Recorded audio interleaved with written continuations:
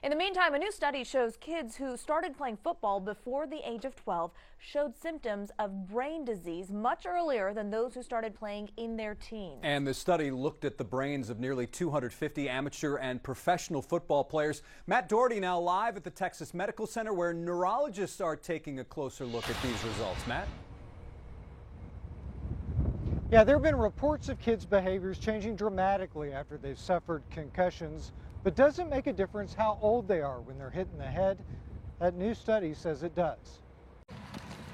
Doctors and researchers studying the brain can be certain about one thing: getting hit on the head isn't good. There's a general theory right now that getting bumped on the head causes inflammation in the brain. And that inflammation is actually what leads to impairment down the road. The new study published by the Annals of Neurology found kids who start playing tackle football before the age of 12, on average, develop cognitive and emotional symptoms associated with the brain disease CTE. The study found they show these symptoms much earlier than those who start playing football later in life. And when they hit, you could imagine the forces on their brains. Dr. Paul Schultz, a neurologist at UT Health's Neuroscience Institute, took a look at the study for us today.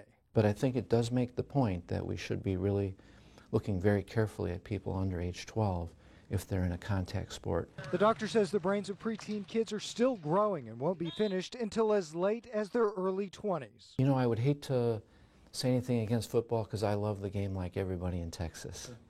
But what I would say is make it as safe as possible. Number one, have the best helmet you can buy. Dr. Schultz says there's still a lot that hasn't been identified when it comes to brain diseases, but research like this study is important.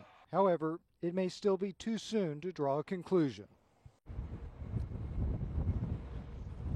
Now, the doctor suggested some other ways to protect the kids, also by looking at how the game is played.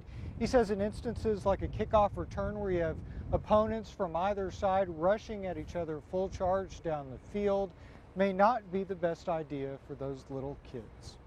We're going to just have to see how all this develops and what other studies show in the future. But for now, we're live at the Texas Medical Center, standing for Houston.